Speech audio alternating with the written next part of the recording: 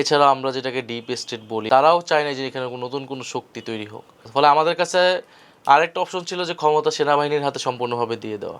Deep state বলতে আপনি কি বুঝেন? বর্তমান সরকার আসলে পুরনো বন্দোবস্তেরই ধারাবাহিকতা বজায় রাখছে। বিএনপি সরকার চালাতে ব্যর্থ হবে, 5 বছর সম্পূর্ণ করতে পারবে কিনা সেটা নিয়ে সন্দেহ তৈরি হবে। মানে বাংলাদেশে এত দ্রুত কোনো সরকার আনপপুলার হয়েছে কিনা আমার জানা নেই। তো এগুলো তো এক ধরনের আসলে জনগণের সাথে প্রতারণা। বিচার প্রক্রিয়া আমাদের কাছে অস্বচ্ছ মনে হচ্ছে। আমাদের কাছে এখনো চিফ প্রসিকিউটর চেঞ্জ করে দেওয়া হয়েছে, কেন চেঞ্জ করা হয়েছে সেটা আমরা জানি না। ফলে আমাদের কোনো পরাশক্তির পক্ষে যদি আমরা একেবারে চলে যাই, এটা বাংলাদেশের জন্য ভালো হবে বলে আমি মনে করি।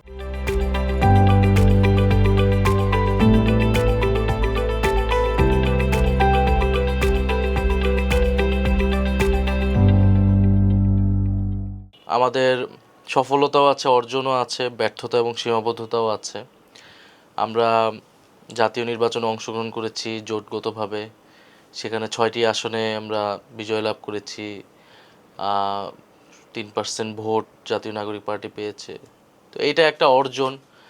আবার অনেকে বলেন বা আমাদের নিজেদেরও এরকম মূল্যায়ন আছে, হয়তো আমরা যদি আরও সংগঠিত করতে পারতাম,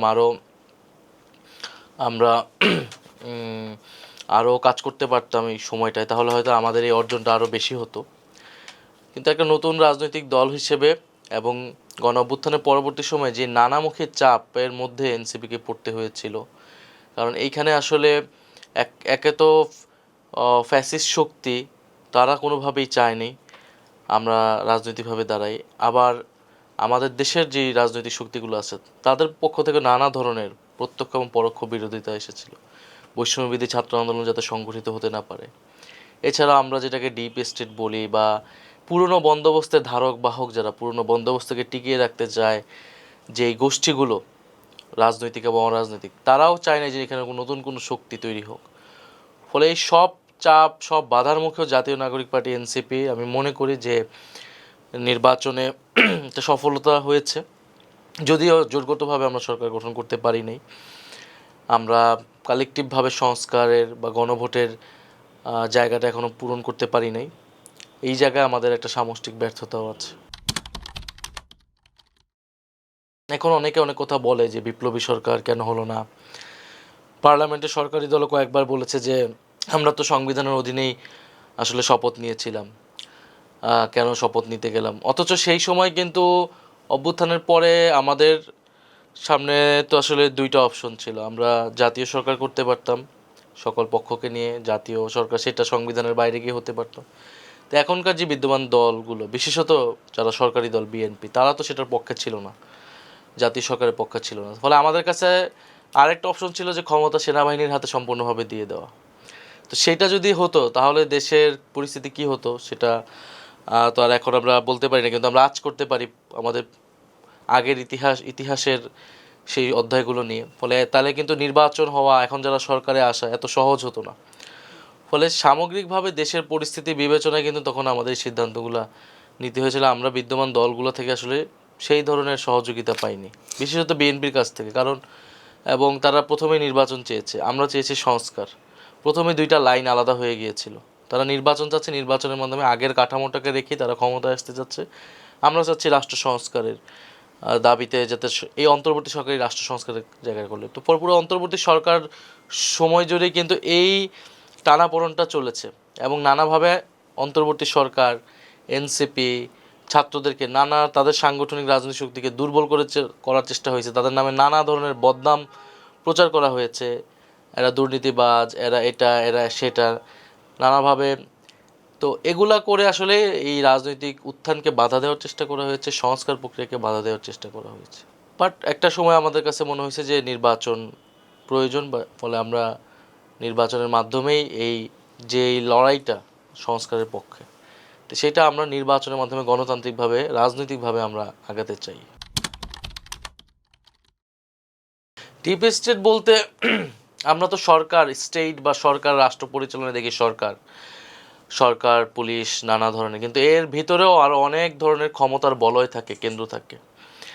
আমাদের আমলাতন্ত্র বলেন, সেনাবাহিনী বলেন, ব্যবসায়িক এলিট গোষ্ঠী বলেন, মাফিয়ারা বলেন, আমাদের আন্তর্জাতিক নানান পরাশক্তি, তারা এই দেশের রাজনীতিতে একটা বড় ভূমিকা পালন করে এবং নানা ধরনের ক্ষমতার বলয় তারা তৈরি করে। অন্তর্বর্তী সরকারের সময় এই ধরনের নানা বলয় ছিল, হয়তো এই সরকারের সময় অনেকগুলো বলয় আছে। একটা সরকার, রাজনৈতিক সরকার বা যেই সরকারই থাকুক না তাকেই এগুলোর মধ্যে এক ধরনের ভারসাম্য করে টিকে থাকতে হয়। ফলে আমরা ডিপ স্টেট, এটা আসলে নতুন কোনো বিষয় না, সব দেশে এই ধরনের আলাপ আলোচনা আছে।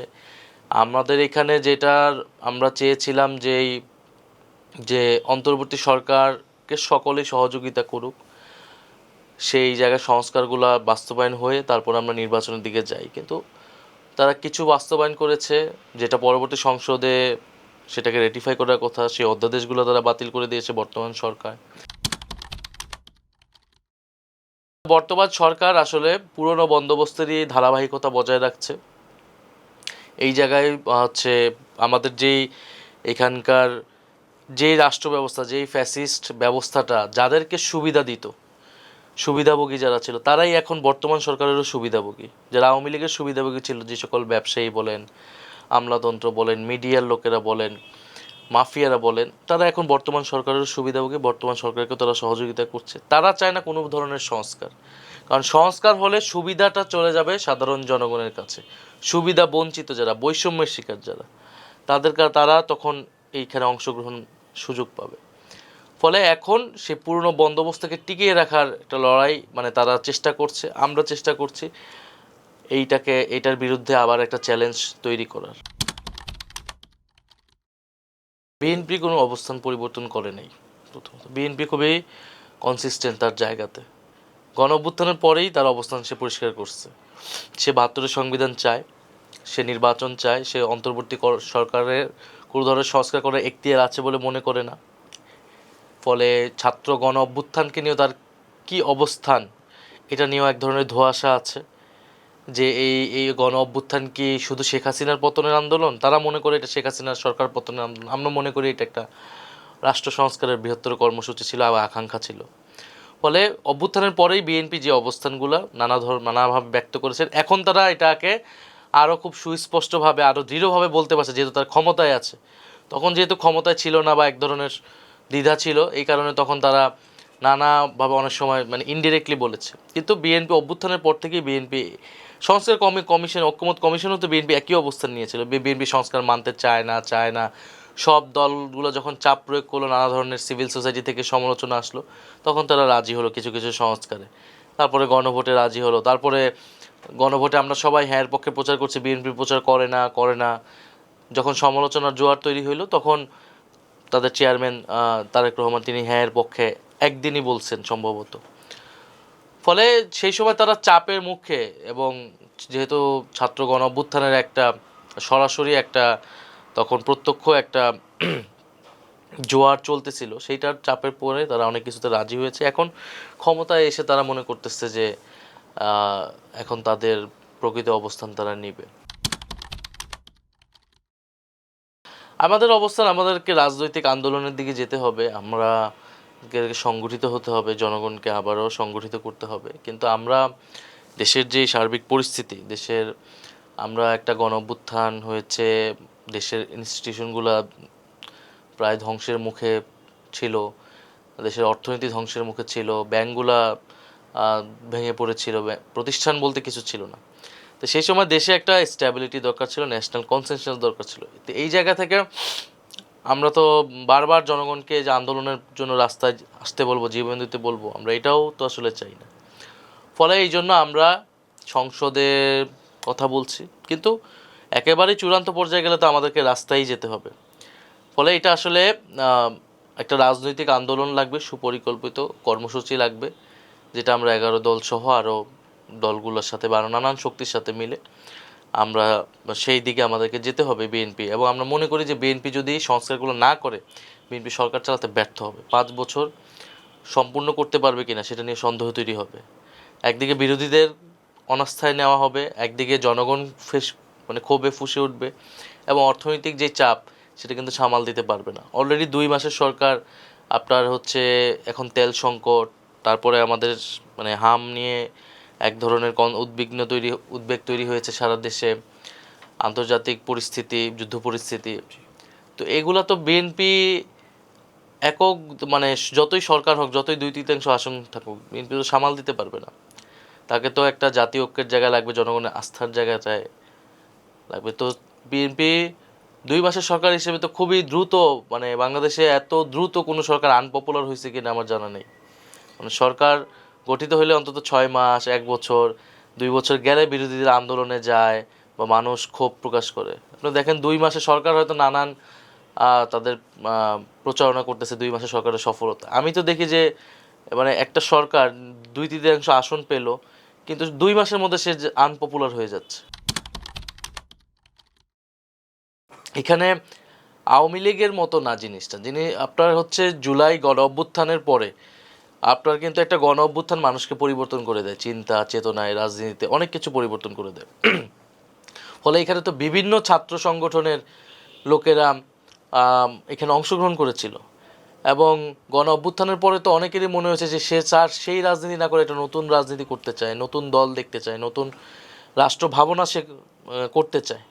তো তাদেরকে তো আপনার জায়গা করে দিতে হবে, এবং তাদেরকে জায়গা করে দেওয়ার জন্য তো এনসিপি, এবং এনসিপিতে তো একটা বড় অংশ এসেছে যারা হচ্ছে কখনোই কোনো রাজনীতি করে নাই। জুলাই গণ অভ্যুত্থানের মধ্যে দিয়ে তাদের রাজনীতিকরণ হয়েছে। কিন্তু আমরা বলেছি কারো সাবেক রাজনৈতিক পরিচয় দিয়ে যাতে তাদেরকে ফ্রেমিং না করে। ছাত্র সংগঠনে, ছাত্র রাজনীতিতে অনেকেই অনেক দল করে। বিএনপি দেখি ছাত্র ইউনিয়নের অনেক নেতা যায়নি, জাতীয় ছাত্রলীগের অনেক নেতা কি যায়নি। তো ছাত্র রাজনীতি মানুষ করে, কিন্তু যেহেতু জুলাই গণ অভ্যুত্থানের মধ্যে দিয়ে মানুষের একটা, আমি মনে করি তরুণদের একটা পরিবর্তন হয়েছে, এবং এনসিপির প্রতি তাদের একটা আগ্রহ তৈরি হয়েছে। এবং কারণ তারা তাদের মূল দলগুলোতে কিন্তু সেই রাষ্ট্র সংস্কারের জায়গা, পরিচ্ছন্ন রাজনীতি, স্বচ্ছতা তারা দেখতে পায় না। এবং তাকে 20 বছর রাজনীতি করতে হবে, তারপরও সে এমপি হতে পারবে কিনা, সংসদে যেতে পারবে কিনা তার নিশ্চয়তা না। হয়তো একজন ব্যবসায়ীকে টিকিট দিয়ে দেওয়া হবে বা প্রচুর টাকা দিয়ে তাকে নমিনেশন দিতে হবে।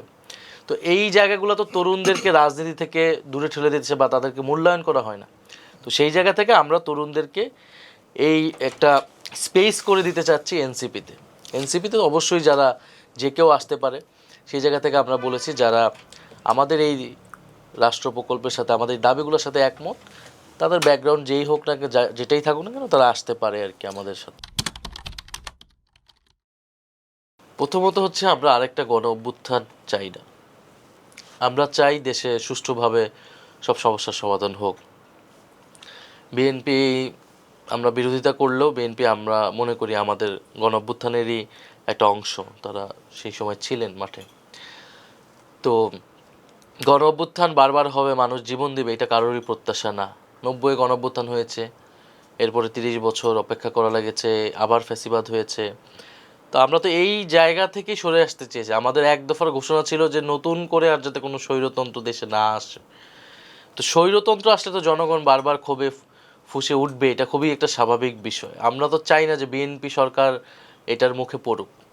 ফলে গণ অভ্যুত্থান আমরা প্রত্যাশা করি এরকম না, কিন্তু যদি আমরা সরকারকে এটা বোঝানোর জন্য বলি যে সরকার যদি মনে করে মানুষজন বাসায় চলে গিয়েছে বা এরকম না, স্কুল কলেজের ছেলেমেয়েরাই আন্দোলনে ছিল, মাদ্রাসার ছোটো ছোটো ছেলেমেয়েরাই আন্দোলনে ছিল, ফলে তাদের ভিতরে কিন্তু সেই আকাঙ্ক্ষাটা রয়ে গিয়েছে। এবং যখন এই জেনারেশনটা বড় হবে, তো তারা কিন্তু এই এই এই বিষয়গুলো নিয়ে প্রতিবাদ করবে, সচেতন থাকবে, কারণ এখনকার জেনারেশন অনেক বেশি রাজনীতি সচেতন, প্রতিবাদ মুখর।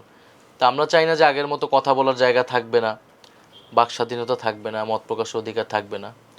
ফলে সেই জায়গা থেকে আমরা গণ অভ্যুত্থান, জুলাই গণ অভ্যুত্থান যেটা হয়েছে সেটাকেই ধারণ করে কিভাবে রাষ্ট্র পুনর্গঠনের কাজটা আগানোতে চাই, সেই ব্যাপারে বিএনপিকে আমরা বারবার বলছি, সতর্ক করছি।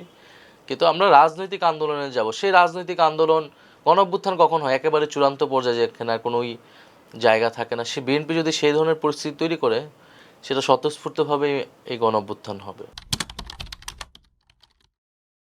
বিচার বিভাগের স্বাধীনতার এই দাবি বাংলাদেশের দীর্ঘদিনের, এবং রাষ্ট্রের যে 3টি অঙ্গ, নির্বাহী বিভাগ, আইনসভা এবং বিচার বিভাগ, 3টার মধ্যে একটা সমন্বয় থাকতে হয়, এবং 3টা একটাকে অ্যাকাউন্টেবল করে। আমরা এটাই সবসময় জেনে এসেছি, পড়ে এসেছি আধুনিক রাষ্ট্র ব্যবস্থায়। তো এখন আমরা সংসদে হঠাৎ শুনছি যে সংসদ সার্বভৌম। তো সংসদকে সার্বভৌম করা মানে তাইলে হচ্ছে অন্য 2টা প্রতিষ্ঠান এটার আন্ডারে চলে আসে, কিন্তু এটা আসলে সঠিক তথ্য বা বক্তব্য নয়। তো বিচার বিভাগকে বাংলাদেশের নির্বাহী বিভাগ সবসময় একটা তার অধীনস্থ করে রাখার চেষ্টা করে হয়ে মানে চেষ্টা করেছে, কক্ষিগত করতে চেয়েছে বিচারপতি নিয়োগ থেকে শুরু করে সব কিছুতে। সেই জায়গা থেকেই বিচার বিভাগের প্রশাসনটা আলাদা স্বতন্ত্র সচিবালয় করা এবং বিচারক নিয়োগ, প্রধান বিচারপতি নিয়োগ, এই কয়েকটা জায়গাতে আমরা যে সংস্কারগুলো হয়েছিল সেটার পক্ষে ছিলাম। এখন এইটা তো বিএনপি তাহলে তো আওয়ামী লীগের মতোই আসলে অবস্থানটা নিল। আওয়ামী লীগও যেটা চায় নাই, যেটা হইতে দেয় নাই, বিএনপিও সেটা দেয় না। অথচ বিএনপি নিজের 31 দফাতে বিচার বিভাগের স্বাধীনতার কথা বলেছে এবং স্বতন্ত্র সচিবালয়ের বিষয়ে আমার জানা মতে জুলাই সনদেও কোনো নোট অফ ডিসেন্ট ছিল না। তো এখন তারা বিরোধিতা করছে। এটার মানে হচ্ছে তারা নির্বাহী বিভাগের যে স্বৈরতন্ত্র, সেই স্বৈরতন্ত্রটা তারা চাচ্ছে। এবং নির্বাহী বিভাগ তো আসলে দলই সরকার হয়, পুরো প্রতিষ্ঠানগুলোকে দলীয়করণ নিয়ে আসা। আর এটা হচ্ছে মানবাধিকার কমিশনও সেম। মানবাধিকার কমিশনটা বাতিল করে এখন 2009-এর মানবাধিকার আইনে চলে গেল। তাহলে মানবাধিকার কমিশনটা আমাদের ছিলই, 2009-এর আইনও ছিল, কিন্তু সেই মানবাধিকার কমিশন থাকা অবস্থায় তো ইলিয়াস আলী গুম হয়েছে, তাদের বড় বড় নেতারা গুম হয়েছে, জামাতের নেতারা গুম হয়েছে, সাধারণ মানুষ গুম হয়েছে। এবং এই যে জুলাই গণ অভ্যুত্থান বলেন, আপনার হেফাজতের আন্দোলন বলেন, তো এই মানবাধিকার হরণগুলো যখন হয়েছে মানবাধিকার কমিশন তখন কাজ করে না। ফলে এই মানবাধিকার কমিশন প্রতিষ্ঠান হিসেবে ওয়ার্ক করে নাই। সেটার জন্যই সংস্কার করে আইন পরিবর্তন করা হয়েছিল, যাতে শক্তিশালী মানবাধিকার কমিশন হয় এবং এটার একটা স্বাধীনতা থাকে আর কি, তারা যাতে ইন্ডিপেন্ডেন্টলি কাজ করতে পারে। আমরা খুবই সিম্পল, এখানে আমাদের সরকারকে একটা অ্যাকাউন্টেবিলিটির জায়গায় রাখতে হবে, সে যাতে স্বৈরাচার না হয়। আর মানুষ শেষ পর্যন্ত কোথায় যাবে? বিচার বিভাগই তো যাবে। সেইখানেও যখন যাওয়ার জায়গা থাকে না, তখন তো মানুষ আসলে রাস্তায় থাকে, মানুষকে বারবার রাজপথে আসতে হয়। বিএনপি নানা অপব্যাখ্যা দিচ্ছে এবং তাদের কাজগুলোকে জাস্টিফাই করার চেষ্টা করছে। এটা একদম সাধারণ মানুষকে যদি আপনি জিজ্ঞেস করেন, তারাও এটা বলবে। বিএনপি আসলে এই কথাগুলো তো আসলে 5ই আগস্টের আগে তারা বলে নাই। এই কথাগুলো তারা এই ঐক্যবোধ কমিশনে চলাকালীনও কিন্তু সেইভাবে বলে নাই। তারা তখন বলেছে বিচার বিভাগের স্বাধীনতা তারা চায়, স্বতন্ত্র সচিবালয়। তারা এখনকার বর্তমান যে আইনমন্ত্রী, তিনি কিন্তু অ্যাটর্নি জেনারেলের দায়িত্ব ছিলেন অন্তর্বর্তী সরকারের সময়। তিনি তো এই সকল প্রক্রিয়ার সাথে জড়িত ছিলেন, এগুলোকে ডিফেন্ড করে গিয়েছেন অন্তর্বর্তী সরকারের সময়। এখন তিনি সেটার সম্পূর্ণ বিপক্ষে অবস্থান নিচ্ছেন। তো এগুলো তো এক ধরনের আসলে জনগণের সাথে প্রতারণা। আমরা 11 দলের কর্মসূচি অলরেডি শুরু হয়েছে। 11 দলের এই প্রক্রিয়া চলমান থাকবে। দলগত হিসেবে আমরা কর্মসূচি দিব এবং আমরা আরও ব্রডার অ্যালায়েন্সে যাব, যেটা আমি আজকেও বলেছি যে এটার বাইরেও সমাজের আরও অংশ যারা সংস্কার চেয়েছিল তাদেরকে যুক্ত করা, একটা বৃহত্তর কনসেনসাস তৈরি করা সংস্কারের পক্ষে, এটা আমাদের লক্ষ্য থাকবে। এটার জায়গাতে আমরা সরকারকে বাধ্য করতে চাই যাতে সরকার এই সংস্কারগুলো করে। এবং আমরা তো সংশোধন কমিটিতে প্রস্তাব দিয়েছিল সরকার, আমরা সেটাকে রিফিউজ করেছি, কারণ আমরা তাদের কথা তাদের আলোচনা দ্বারা তো কনভিন্স না। তারা এখন সংবিধান সংশোধনী আনতে চায়, সংস্কার করছে না। এবং তারা বলতেছে সংস্কার কোনো আইডিয়া না, সংবিধান সংস্কার হয় না, এরকম বলতেছে। আপনি নিজেই বললেন যে তারা নিজেরাই সংবিধান সংস্কার কমিশনের কথা বলেছিল। সেটা বললাম যে তারা নিজেরাই তাদের নিজেদের প্রতিশ্রুতির বরখেলাপ করতেছে। ফলে আমাদের কাজ হচ্ছে এখন সংসদে এগুলো নিয়ে প্রশ্ন করা এবং রাজপথেও পাশাপাশি সমানভাবে এটা কর্মসূচি দেওয়া। কর্মসূচি কি মানে শক্তিশালী কর্মসূচির দিকে যাবে নাকি ধাপে ধাপে আপনারা? আমরা এখন ধাপে ধাপে কাজ করব। আমরা এখন জনগণকে পুরো বিষয়টা জানাচ্ছি, বুঝাচ্ছি। এবং আমরা তো প্রথমেই তো আসলে আমরা কঠোর কর্মসূচির দিকে যাচ্ছি না, আমরা ধাপে ধাপে কঠোর কর্মসূচির দিকে যাব। আমি এটা বললাম যে এটা আমরা 11 দলের মধ্যে সীমাবদ্ধ রাখবো না। 11 দল তো একটা নির্বাচনী ঐক্য ছিল, এখন একটা সংস্কারের পক্ষে একটা অ্যালায়েন্স আমাদের লাগবে। তো সেটা সংসদে অনেকগুলো দলই যেতে পারে নাই, তারা আছে, নাগরিক সমাজের একটা বড় অংশ আছে সংস্কারের পক্ষে, তারা কথা বলছে, তাদেরকে আমরা যুক্ত করব। বিশ্ববিদ্যালয়গুলোতে ছাত্র সংসদ যারা নেতৃবৃন্দ রয়েছেন বা ছাত্র নেতা রয়েছেন বিভিন্ন সংগঠনে, তাদেরকে আমরা যুক্ত করব। এরকম বিভিন্ন সমাজের বিভিন্ন অংশকে, রাজনৈতিক বা সামাজিক শক্তিগুলোকে আমরা যুক্ত করব। কিছু কিছু গণমাধ্যমে এই খবর আসছে যে বিএনপির কিছু নেতা বা তাদের সন্তানরা আপনাদের সাথে যুক্ত হতে চায়, আগ্রহ আছে তাদের। তো তাদের ব্যাপারে কি বলবেন? মানে আসলেই কি আপনাদের সাথে সেভাবে যোগাযোগ এটা আছে? তো বা আমাদের এটা ওপেন, যেহেতু আমরা মধ্যপন্থী একটা দল, এখানে নানান মত থেকে এখানে লোকজন আসতে পারে। তো বিভিন্ন জায়গায় আমরাও আলোচনা করছি, অ্যাপ্রোচ করছি, বিভিন্ন জায়গা থেকে আমাদের সাথে যোগাযোগ করছে। তো সেই প্রক্রিয়ায় আজকেও অনেকে যুক্ত হয়েছে, মানে এটা ধাপে ধাপে এরকম যুক্ত হতে থাকবে। তো আমরা আসলে যেটা বললাম যে আমরা আসলে বিএনপি বা জামাত, আওয়ামী লীগ এগুলো দেখছি না। আমরা দেখছি ব্যক্তি হিসেবে তার রাজনৈতিক অবস্থানটা কি ছিল এবং এখন সে কমিটমেন্টটা কি করছে আমাদের কাছে। বিচার প্রক্রিয়া আমাদের কাছে অস্বচ্ছ মনে হচ্ছে। আমাদের কাছে এখনো চিফ প্রসিকিউটর চেঞ্জ করে দেওয়া হয়েছে। কেন চেঞ্জ করা হয়েছে সেটা আমরা জানি না। নতুন চিফ প্রসিকিউটর এসেছেন এবং আমরা এরকম কোনো স্পষ্ট বক্তব্য পাইনি। শেখ হাসিনার রায় হয়েছে, শেখ হাসিনাকে ফেরত আনার ব্যাপারে সরকারের কী পদক্ষেপ সেটা আমরা খুবই জোরালোভাবে দেখি নাই। যদিও পররাষ্ট্রমন্ত্রী ভারতের সাথে আলোচনায় এটা উল্লেখ করেছেন, বলেছেন এক জায়গায়। কিন্তু এছাড়া সরকার যেভাবে ভারতের সাথে একটা মানে সম্পর্ক বৃদ্ধি করার, ভালো সম্পর্ক করার চেষ্টা করছে বা এরকম একটা তারা দেখানোর চেষ্টা করছে যে ভারতের সাথে তারা সম্পর্ক বাড়াচ্ছে, কিন্তু এই সম্পর্কটা আসলে কিসের ভিত্তিতে ভালো সম্পর্কটা হচ্ছে? আমরা সবসময় বলেছি ভারতের সাথে প্রতিবেশী দেশে আমাদের সম্পর্ক থাকবে, ভালো সম্পর্কই থাকবে, কিন্তু এটা ন্যায্যতা মর্যাদার ভিত্তিতে। এবং ভারত যে গত 16 বছর বাংলাদেশে ফ্যাসিজমকে সে প্রত্যক্ষ পরোক্ষভাবে মদদ দিয়েছে এবং এই গণহত্যার পিছে যে ভারত সরকারও দায় আছে, এবং গণহত্যাকারীকে যার রায় হয়েছে ফাঁসি, তাকে ভারত সরকার আশ্রয় দিচ্ছে। তো এই প্রশ্নগুলোর তো সুরাহা লাগবে, সুরাহা করে তারপর ভারতের সাথে সম্পর্ক ভালো হইতে পারে, অনেক কিছুই হইতে পারে। তো বর্তমান সরকারের তো সেই বিষয়ে একটা কম্প্রোমাইজ জায়গায় আছে এবং জুলাই গণহত্যার বিচারের সাথে কিন্তু ভারতের সাথে সম্পর্কের এইটার একটা সম্পর্ক আছে। ইন্ডিয়ার সাথে গভর্নমেন্টের রিলেশন, তাহলে সেখানে এক ধরনের হস্তক্ষেপ হবে কি না? কারণ আমরা তো আগে বিভিন্ন সময় দেখেছি এই হস্তক্ষেপগুলো। ফলে বিচার প্রক্রিয়া নিয়ে আমরা আসলে একটা অস্বচ্ছতার মধ্যে আছি। সরকার তো সব প্রতিষ্ঠানকে দলীয়করণ করছে। তো জাদুঘরকে হয়তো তারা দলীয় ইতিহাস বা সেগুলা যাতে আসে সেটার জন্য হয়তো সময় নিচ্ছে। এবং যে বিলটা সংশোধন করা হলো এবং এটা যেটা কমিটমেন্ট ব্রেক করা হয়েছিল, 98টা অধ্যাদেশ অ্যাজ ইট ইজ পাস হবে, এটাই কথা ছিল। সেটা পাস হওয়ার সময় দেখা গেল আধা ঘন্টাকে একটা সংশোধনী তারা নিয়ে এসেছে, যেখানে মন্ত্রী থাকবেন ওটার প্রধান, যেখানে আগে ছিল বিশেষজ্ঞ থাকবে। ফলে এগুলা আসলে সরকারের যেই নজিরবিহীন দলীয়করণ ধারাবাহিকতা সবগুলো প্রতিষ্ঠানে, সেটারই আরেকটা অধ্যায় হচ্ছে জুলাই গণঅভ্যুত্থান জাদুঘর।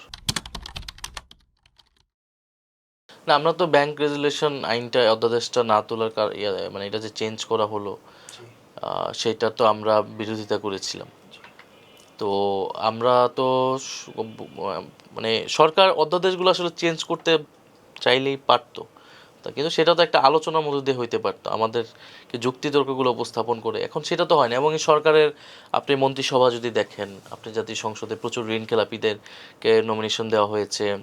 আপনার হচ্ছে মন্ত্রিসভায় এরকম কয়েকশো কোটি টাকা ঋণ খেলাপি, তাদেরকে মন্ত্রিত্ব দেওয়া হয়েছে। হত্যা মামলা আসামিকে মন্ত্রিত্ব দেওয়া হয়েছে। বাংলাদেশ ব্যাংকের গভর্নর যেই প্রক্রিয়া চেঞ্জ হলো এবং সেখানেও একজন এরকম ব্যবসায়ী স্বার্থ রক্ষাকারী একজনকে গভর্ন করা হলো এবার, মানে প্রথমবারের মতো এই ধরনের লোক গভর্ন হলো। তাহলে মানে সরকারের পুরো পলিসিটাই হচ্ছে সেই এই মানে আপনার হচ্ছে যারা সিন্ডিকেট আছে, ব্যবসায়ীদের যে সিন্ডিকেট এবং যেটা হচ্ছে আপনার যে অলিগার্ক মাফিয়া তন্ত্র যেটা শেখ হাসিনা তৈরি করেছিল, সেইটাকেই এই সরকারও প্রোটেক্ট করতেছে। এবং যারা ব্যাংকের টাকা লুট করেছিল, পাচার করেছিল, ঋণ খেলাপি হয়েছিল, তো এখন আমরা দেখছি তাদেরকে প্রোটেক্ট করা হচ্ছে। এসালামকে আবার ব্যাংকিং করার সুযোগ করে দেওয়া হচ্ছে সেই আইন সংশোধনের মাধ্যমে। ফলে এটা সরকার যে একটা অবাধ দুর্নীতি এবং লুটপাটের আর দরজা খুলে দিবে, এইটা দ্বারা এটাই প্রমাণিত হলো সরকারের এই পলিসিগুলো দেখে। না, আমি যেটা বলেছি যে অন্তর্বর্তী সরকার তারা অনেক আইন পরিবর্তন করেছেন, অনেক নতুন আইন অধ্যাদেশ তৈরি করেছেন, কিন্তু এগুলো আসলে কী প্রক্রিয়ায় বাস্তবায়ন হবে এটা তো তাদের দায়িত্ব ছিল। এবং নির্বাচন নিয়ে তো তারা বিভিন্ন দলের সাথে আলোচনা করেছেন নির্বাচনের আগে। লন্ডন বৈঠকের কথা আমরা এখন শুনি, যেটা ইলেকশনের যেটার সাথে একটা যোগসাযোগ আছে বলে ধারণা করা হয়। ফলে এই জন্য আমি বলেছিলাম যে অন্তর্বর্তী সরকারের দায় নেওয়া উচিত। দেশে এখন যা কিছুই হচ্ছে, এই দায় কেন একা এনসিপি, একা বৈষম্যবিধি, একা ছাত্রদের উপরে আসবে? অন্তর্বর্তী সরকারের হাতে আমরা সকল ক্ষমতা তুলে দিয়েছিলাম, এরপরে তো ছাত্রদের কোনো ক্ষমতা ছিল না। আমরা তখন নিজেদের মতো করে একটা দল করেছি। বিএনপি প্রধান রাজনৈতিক দল ছিল, তারা তো সংস্কার চায় না। অন্তর্বর্তী সরকার যেহেতু বলেছে তারা সংস্কার চায়, তো তাদেরকে তো দায় নেওয়া উচিত, তাদের বলা উচিত, এগুলো নিয়ে কথা বলা উচিত, তাদের অবস্থানটা সুস্পষ্ট করা উচিত। বাংলাদেশে ইনশাল্লাহ খুব অচিরেই ঘটবে, আমরা বিশ্বাস করি, আমরা সে আশা ব্যক্ত করি। নেপালের রাজনৈতিক প্রেক্ষাপট তো বাংলাদেশ থেকে অনেক আলাদা। সেইখানে রাজনৈতিক তারা নির্বাচন ব্যবস্থাটা আমাদের থেকে অনেক বেশি স্বচ্ছ, যেখান থেকে তরুণ শক্তি বের হয়ে আসতে পারছে। কিন্তু বাংলাদেশের নির্বাচন ব্যবস্থা এইটা যেই ধরনের যে ব্যবস্থা, সেখানে আসলে টাকা না থাকলে, মাফিয়া গোষ্ঠী না থাকলে, আপনার ক্ষমতার না থাকলে আপনার সেখানে নতুন শক্তি বের হয়ে আসা খুব টাফ। আমাদের যেটা মনে হয়েছে যে নেপালে নির্বাচনের পর, মানে অভ্যুত্থানের পরপরই তারা নির্বাচন নিয়েই কৌশল সাজিয়েছে, নির্বাচন নিয়ে পরিকল্পনা করেছে। তারা পরিষ্কার ছিল যে তাদেরকে ক্ষমতায় আসতে হবে এবং তারা পরবর্তীতে এসে সংস্কার করবে বা দেশকে যা পরিবর্তন করতে চায়। আমাদের যেটা ভুল হয়েছে, আমরা অভ্যুত্থানের পরে ভেবেছি অন্তর্বর্তী সরকার বা যারা দায়িত্ব আছে তাদেরকে দিয়ে আমরা কাজগুলো করাবো, তারা কাজগুলো করবে। আমরা নির্বাচন নিয়ে কোনো ভাবি নাই, আমরা দল গঠনে 7 মাস দেরি করেছি, দল গঠনের কথাও আমরা ভাবি নাই। আমরা আসলেই পড়ার টেবিলে ফেরত যেতে চেয়েছিলাম, কিন্তু আমরা চেয়েছিলাম, আমাদের এই জন্য প্রধান দাবি ছিল রাষ্ট্র সংস্কার। আমরা বারবার সেটাকেই সবচেয়ে বেশি ফোকাস করেছি। আমরা নির্বাচনের জন্য প্রস্তুতিটা নেই, সেটা অনেক পরে এসে নেওয়া লেগেছে। তো সেইটার একটা ইয়ে আছে। আর নেপালে তো ধরেন তারা নতুন কোনো দলও করে নেই, তারা একটা এক্সিস্টিং, সেটাও নতুন, কয়েক বছর আগে গঠিত হয়েছে, যারা পাওয়ার স্ট্রাকচারের সাথে নানাভাবে জড়িত ছিল, অভিজ্ঞতা ছিল। তো আমাদের তো একেবারেই কোনো অভিজ্ঞতা ছিল না। এবং নেপালে তো আসলে 3টি দলই খুবই আনপপুলার হয়ে গিয়েছিল, তাদের বিরুদ্ধে যে নতুন শক্তি, এইখানেও তো হচ্ছে এইরকম পরিস্থিতি ছিল না। বিএনপি জামাতের মতো দলগুলো তো মাঠে ছিল। ফলে আমি মনে করি রাজনৈতিক প্রেক্ষাপট অনেক আলাদা। তবে গণ অভ্যুত্থানের শক্তি হিসেবে, তরুণদের শক্তি হিসেবে রাষ্ট্র ক্ষমতায় যাওয়ার সুযোগ সম্ভাবনা সেটাতে আসলে এখনও আছে, এবং আমরা সেই কাজটাই আসলে করতে চাই। আমরা অবশ্যই আশা করি যে নতুন শক্তি, তরুণরাই। এবার তো একটা হতাশা আছে, ধরেন সংসদে তো আমি তরুণদেরকে খুবই কম দেখতে পাচ্ছি। অপেক্ষাকৃতভাবে হয়তো আগের থেকে বেশি হইতে পারে, কিন্তু ধরেন জামাত বলেন, বিএনপি বলেন, তারা তো তরুণদেরকে আরও বেশি সংসদে আনতে পারতো, আনা উচিত ছিল। গণ অভ্যুত্থানে যারা, তাদের আমি একবার বলেছিলাম একটা বক্তব্যে যে তাদের দলের যারা জুলাইয়ের নেতা ছিল তাদেরকে তারা মূল্যায়ন করুক। ফলে সংসদে তো আসলে আরও বেশি তরুণরা যে পরিমাণে ভোট দিয়েছে, হ্যাঁ এর পক্ষে ক্যাম্পেইন করেছে, তো সেই তুলনায় তো আসলে ক্ষমতা কাঠামোতে তরুণদের স্থান হয় না। আমাদের ক্ষমতা কাঠামোতে গণ অভ্যুত্থানের পর থেকেই পরিকল্পনা হয়েছে কিভাবে তরুণদেরকে, ছাত্রদেরকে এই ক্ষমতা কাঠামো থেকে সরানো যায় অথবা কলুষিত করে ফেলা যায়। ইরান ইস্যুতে তো আমরা তো এটা নিন্দা জানিয়েছি। ইরানে যেভাবে হামলা হয়েছে, যেভাবে হত্যা করা হয়েছে শীর্ষ নেতাকে, দল হিসেবে আমরা সেটার নিন্দা জানিয়েছি। আমরা সেখানে শোক, ইরান এম্বাসিতে শোক প্রস্তাবনায় আমরা স্বাক্ষরও করেছি। এবং আমারও খারাপ লেগেছে যে ইরান অ্যাম্বাসেডর বলেছে সরকারের থেকে তাদেরকে অ্যাটলিস্ট শোক জানানোর মতো আসলে সেই কী বলা যায়, আনুষ্ঠানিকতা দেখায়নি। তো এইটা আসলে আমি মনে করি সে সরকারের, আমাদের একটা ভারসাম্যপূর্ণ কূটনীতি দরকার। এবং গভর্নমেন্ট মার্কিন বলয়ে কাজ করবে না ইন্ডিয়ান বলয়ে কাজ করবে, এটার থেকে হচ্ছে বাংলাদেশের জনগণ যেটা দ্বারা যেটা তার স্বার্থ রক্ষা হবে, এরকম ভাষা, এবং সবগুলো পরাশক্তির সাথে আমাদের সেই সম্পর্কটা রাখা উচিত একটা ভারসাম্যপূর্ণ জায়গায়। তো সেই জায়গায় তো এই যে স্টেটমেন্টের কথা আপনি বললেন, ফরেন মিনিস্ট্রি থেকে যেটা দেওয়া হয়েছে, সেটা নিয়ে কিন্তু সাধারণ মানুষ খুবই ক্ষোভ প্রকাশ করেছে যে এইটা খুবই স্পষ্ট হয়েছে, এটা কোনো ভারসাম্যপূর্ণ বা কৌশলগত কোনো অবস্থান হয়নি, যে স্পষ্টত একটা পরাশক্তির পক্ষে অবস্থান নিয়েছে। ফলে আমাদের কোনো পরাশক্তির পক্ষে যদি আমরা একেবারে চলে যাই, এটা বাংলাদেশের জন্য ভালো হবে বলে আমি মনে করি না। পোর্ট নিয়ে তো আমাদের এইখানে যেটা অন্তর্বর্তী সরকারের সময় হয়েছে যে এই পোর্টগুলোকে আধুনিকীকরণ করার বা ফরেন কোনো আহ, কোনো সংস্থার সাথে একসাথে কাজ করার চেষ্টা করেছে যাতে আমাদের পোর্টগুলো আধুনিকীকরণ হয়। এখন পোর্টগুলোতে দেশীয় কোম্পানির নামে এইখানে যেই একটা দেশপ্রেম দেখানোর অনেকে এটার পক্ষে বলছে, কিন্তু দেশীয় কোম্পানিগুলোতে এখানে লুটপাট করেছে, দুর্নীতি করেছে। তো সেই জায়গায় আমি মনে করি যে এটা যাচাই বাছাই করে রাজনৈতিক পক্ষগুলোর সাথে এক্সপার্টদের সাথে আলোচনা করে এই সিদ্ধান্তটা বর্তমান সরকারের আসলে নেওয়া উচিত। কিন্তু পোর্ট দেশীয় কোম্পানিকেই দিতে হবে, বাইরের কোম্পানি আমাদের দেশের অনেক কিছুই তো বাইরের কোম্পানি তারা কাজ করছে, এবং সেটা একটা আইনগত স্বচ্ছতার জায়গা থেকে হতে হবে। ফলে পোর্ট কেন অন্য সকল প্রতিষ্ঠানে পারলে পোর্টে কেন পারবে না? তো সে বিষয়ে আমি মনে করি না যে এটা দেশীয় কোম্পানির কাছেই রাখতে হবে, বিদেশি কোনো কোম্পানিকে দেওয়া যাবে না, এই বিষয়ে এটা আমরা মনে করি না। তবে যেটা মনে করি যে অবশ্যই সেটা সঠিক যাচাই বাছাইয়ের মাধ্যমে হওয়া উচিত। কিন্তু প্রথম প্রধান লক্ষ্যটা হচ্ছে পোর্টকে দুর্নীতিমুক্ত করা, এইটা যাতে নিশ্চিত হয়। গণমাধ্যম নিয়ে প্রধান কনসার্ন হচ্ছে আওয়ামী লীগ প্রচুর টাকা ইনভেস্ট করতেছে গণমাধ্যমের পিছে বাংলাদেশে, এবং নতুন নতুন প্ল্যাটফর্ম নিয়ে আসছে যেগুলোতে আপাত দৃষ্টিতে মনে হবে না তারা নিরপেক্ষ সোশ্যাল ডিজিটাল মিডিয়া বেশি, কিন্তু এগুলো আওয়ামী লীগের টাকায় হচ্ছে, বিভিন্ন জায়গায় আমরা শুনতে পাচ্ছি পারপাস সার্ভ করতেছে। এবং বিভিন্ন মিডিয়া হাউসগুলোতে যারা ফ্যাসিস্টদের দোসর ছিল তারা এম্পাওয়ার্ড হয়েছে। জুলাইয়ের পক্ষে থাকার কারণে অনেক জায়গাকে ছাঁটাই করা হয়েছে, নির্বাচনী অবস্থান নেওয়ার কারণে অনেককে ছাঁটাই করা হয়েছে, এগুলো সরকার আসার পরে কিন্তু হয়েছে। এবং গণমাধ্যমে আমার মনে হয় অন্তর্বর্তী সরকারের সময় গণমাধ্যম সবচেয়ে বেশি স্বাধীনতা উপভোগ করেছে। এখন এখানে গণমাধ্যমের যে মৌলিক সমস্যাগুলো ছিল, যে মালিকানা এখন মালিকরা যেই পক্ষে থাকে গণমাধ্যমগুলো সেদিকেই কাজ করে। তো গণমাধ্যম তো এখন ট্রেডিশনাল ওয়েতে আবার আগের মতোই চলে গিয়েছে, তারা সরকারের পক্ষেই থাকার একটা প্রবণতা তাদের মধ্যে আসছে, বা এক ধরনের চাপ বা যে সেন্সরশিপ আমরা এর আগে দেখেছিলাম সেটা আবার নতুন করে আসছে। তবে আমি মনে করি যে এখন তবে ডিজিটাল মিডিয়া বা নিউ মিডিয়া অনেকগুলো মিডিয়া এসেছে যারা আবার আহ, বস্তুনিষ্ঠ থাকার চেষ্টা করছে। তারা তো এখন সরকারের অংশ, তাদের তো আর রাজপথে থাকা লাগে না আর কি। সো এইটা আসলে এখন তো খুবই স্পষ্ট যে বর্তমানে যারা সরকার তারাই এই ধরনের আন্দোলন রাজপথে, যারা যে এত মবের কথা বলছে, এই মবগুলো তো তারাই তৈরি করেছে, বিভিন্ন পেশাজীবী বিভিন্ন এটা সেটার নামে তারা এগুলোকে ফুয়েল করেছে যাতে অন্তর্বর্তী সরকার এটা সবসময় চাপে থাকে, কাজ করতে না পারে। তো এবং এই যে মেয়র আন্দোলন পুরো যমুনা ঘেরাও করে রাখা, ডক্টর ইউনূসকে বাধ্য করা লন্ডনে যে ডিল করে আসতে, তো এগুলো তো আসলে সরকার করেছে বা সরকারের সহযোগীরাই বর্তমান সরকারের। ফলে এখন এই জন্য তাদেরকে আর মাঠে রাজপথে দেখা যাবে না আর কি। না, এমপি হওয়া বা নির্বাচন করা এটা আমার জীবনের অবশ্যই এটা বড় একটা অভিজ্ঞতার জায়গা। আমরা কারণ গণ অভ্যুত্থান একরকম, আন্দোলন একরকম, আর নির্বাচন সম্পূর্ণ আরেক রকম।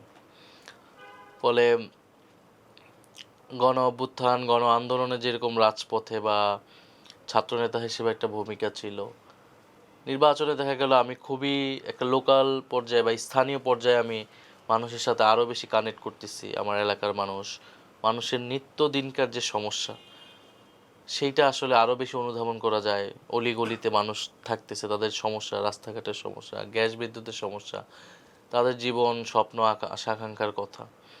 ফলে এই অভিজ্ঞতা মানুষকে একদম কাছে থেকে মানুষের বাসায় বাসায় যাওয়া, মানুষের কাছ থেকে সেই শোনাটা, এটা নির্বাচনের মাধ্যমে এটা হয়, একটা বড় অভিজ্ঞতা হয়েছে। ফলে এইটা মনে করি যে, এবং জনপ্রতিনিধি এই প্রথমবারের মতো হওয়া, এবং আমি যে এলাকা থেকে এসেছি সেই এলাকা থেকে এলাকার ছেলে হিসেবে সংসদে যাওয়া, এটা অবশ্যই আমার জন্য গর্বের। এলাকার মানুষের জন্য অনেক প্রত্যাশা তারা নিয়ে আমাকে পাঠিয়েছে, সেই কাজগুলো করতে চাই। যদি জানি না এই সরকার থেকে কতটুকু সহযোগিতা পাবো সেক্ষেত্রে। পলিটিক্সের দিকে আবার আসার কথা ছিল না, যদিও আমার রাজনৈতিক ফ্যামিলি ছিল। তা আমি সবসময় দেশের পরিবর্তনের কথা বা ইনসাফের একটা প্রেরণা কাজ করতো, অর্থাৎ আমার সামনে যদি একটা অন্যায় হয় সেটাকে আহ, সেটা নিয়ে একটা প্রতিক্রিয়া আমার মধ্যে হতো এবং আমি সেখানে ইনভলভ হয়ে যেতাম, কিন্তু এটাকে অস্বীকার ইগনোর করে আমি আগাতে পারতাম না। ফলে বিশ্ববিদ্যালয়ে যখন এসেছি তখন এটা অনেক বেশি কাজ করে। স্পেসিফিক কোনো রোল মডেল বা কারো জীবন এরকম এটা আমার অনুপ্রেরণা ছিল না, কিন্তু আমি যখন বিশ্ববিদ্যালয়ে এসেছি তখন আমি বিশ্ববিদ্যালয়ের আরও কাছ থেকে দেশে দেখেছি যে বিশ্ববিদ্যালয়ের ছাত্ররা কিভাবে নির্যাতিত নিপীড়িত হচ্ছে, দেশের মানুষ নির্যাতিত হচ্ছে। 18 সালের ভোট, তো আমি তখন বিশ্ববিদ্যালয়ের ছাত্র, যে কিভাবে ভোট ডাকাতি হয়েছে। 18 সালের কোটা সংস্কার, নিরাপদ সড়ক আন্দোলন, সেখানে নির্যাতন হয়েছে। ফলে এই বিষয়গুলো আমাকে আহ, আমাকে হচ্ছে বিক্ষুব্ধ করেছে এবং আমার ভিতর মনে হয়েছে যে একটা জেনারেশন হিসেবে আমার একটা দায়বদ্ধতা আছে ছাত্র হিসেবে। এদেশের ছাত্ররা বারবার এই ভূমিকা রেখেছে, যখন দেশ জাতি সংকটে পড়েছে তখন ছাত্ররাই সবসময় ভূমিকা রেখেছে। ফলে আমার কাছে মনে হচ্ছে আমি আমার পরবর্তী প্রজন্মের কাছে কি বলবো, আমি যখন ছাত্র ছিলাম আমি আসলে কি ভূমিকা রেখেছি। তো সেই জায়গায় কাজ করতো যে এই ফ্যাসিবাদের বিরুদ্ধে আমাদের কিছু একটা করে যেতে হবে। অনেকে মনে করে বা এটা আসলে যে আমরা হয়তো জুলাই অভ্যুত্থানের মধ্যে থেকে অ্যাক্সিডেন্টাল লিডার হিসেবে আবির্ভূত হয়েছি। হ্যাঁ, জুলাই গণ অভ্যুত্থানের মধ্যে দিয়ে আমাদের পরিচিতি হয়েছে, কিন্তু গত 5-7 এর আগের 5-7 বছর ধরে কিন্তু আমরা বিশ্ববিদ্যালয় জীবনে নানান ধরনের ফ্যাসিবাদ বিরোধী আন্দোলন এবং অ্যাক্টিভিটির মধ্যেই ছিলাম। আমার বক্তব্য হচ্ছে যে তারা, জনগণ তাদের সর্বোচ্চটা করেছে। জনগণের বাসে এটা আসলে আমাদের রাজনৈতিক শক্তিগুলোরই ব্যর্থতা। জনগণ জুলাই গণঅভ্যুত্থানে নেমেছে, তারা জীবন দিয়েছে, রক্ত দিয়েছে, তারা গণভোটে হ্যাঁ ভোট দিয়েছে 70% দেশের মানুষ। ফলে সে জনগণের প্রতি এটাই বলতে চাই যে আমরা আমরা তাদের যারা এই আশা আকাঙ্ক্ষা সেটাকে আমরা অবশ্যই বাস্তবায়ন করব। এই দেশে সংস্কার প্রক্রিয়া থেকে শুরু করে সবগুলো দাবি আমরা বাস্তবায়ন করব। তাদের থেকে আমরা শুধু সহযোগিতাটা চাই এবং রাজনৈতিক শক্তি হিসেবেই আমরা সেই দায়িত্বটা পালন করব। সেই মানুষের ভিতরে সেই হতাশাটা যাতে না থাকে। হয়তো এই মুহূর্তে আমরা পারছি না বা সরকার এক ধরনের অবস্থান নিচ্ছে, কিন্তু আমরা মনে করি এটাই চূড়ান্ত অবস্থান না, এই পরিস্থিতির পরিবর্তন হবে।